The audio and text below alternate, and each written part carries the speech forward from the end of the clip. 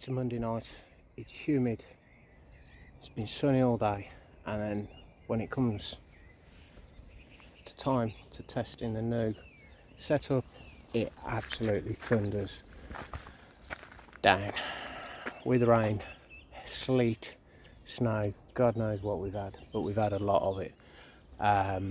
But ladies and gents, the Mullet setup. Right, so the first thing I noticed when I was sort of riding down the hill from my house on tarmac was the front felt a little bit slacker.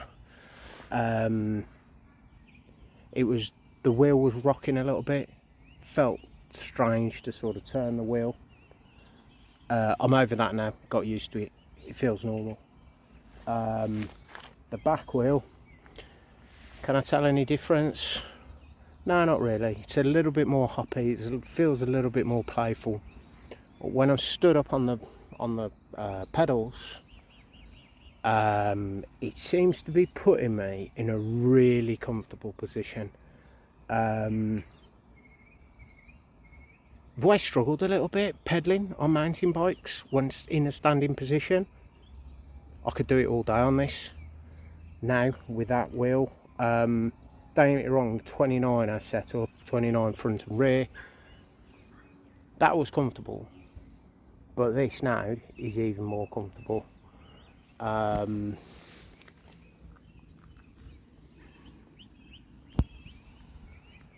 It's wet, it's a bit skiddy. I'm just conscious that that's an old tyre. It hasn't got an awful lot of tread on it. Shoulders are good. There's been a couple of instances where I've had like my inside leg down, inside leg pedal down, and I haven't clipped, but I've just felt me brushing the ground. So that's never happened. That didn't happen on the 29 setup. So the BB's clearly a bit lower. The pedals are close to the ground now. C'est la vie. I think this setup's a winner, guys. Time will tell.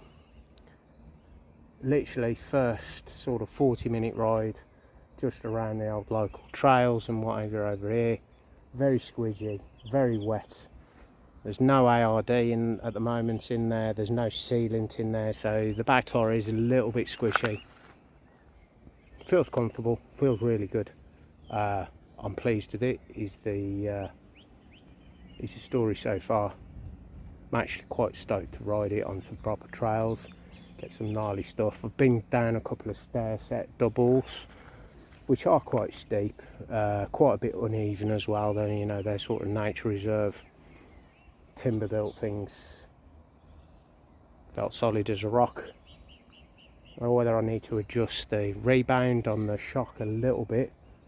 Felt a tiny bit bouncy. Wasn't bucking or anything, but it just felt a tiny bit bouncy. I'm wondering whether that's just because it's a smaller tyre now. It's just a bit more prone to wobble, so I think I can adjust all that down. Does the bike feel longer? No, it feels smaller. Definitely feels smaller.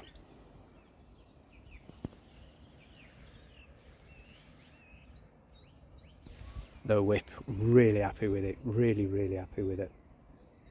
Right, after the sort of little ride that I just had, which was a couple of days ago, not gonna lie, the weather continues. It's nice and sunny at the moment. It's due to rain this evening, so rain, sunshine, a bit all over the place at the moment, but can't complain because it makes for great riding conditions. I've been doing some measurements really based on the sort of changes that I've made to the Z-bike. Let's just zoom out, sorry, so I can get in here as well. Right, first thing I've done is I put the 29 and wheel back in the back, just so I can take some more accurate measurements. So the bottom bracket height, which was from, I took the centre of the very centre of the bottom bracket down to the floor, not the bottom of the bottom bracket or the casing. With the 29er wheeling, all of these figures are 29er by the way, was 345, so 345 millimeters.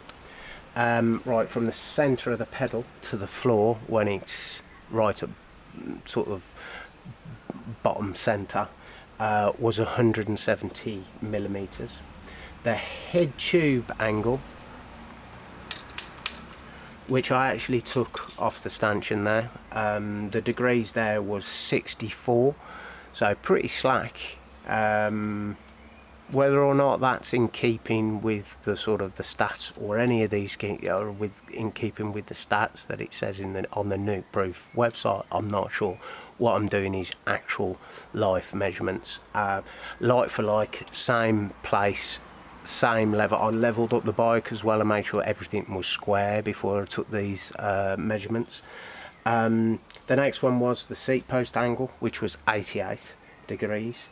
I also took a measurement on this seat stay here, which was 67 degrees. The top tube here was 86. Now that top tube didn't actually change in either scenario, so I don't know what that means, but again, I don't know whether it's accuracy of the sort of the iPhone measurement degree tool that I was using. I'm not sure. Right, and then I finally took the measurement from the center of the axle there down to the floor, which was 375.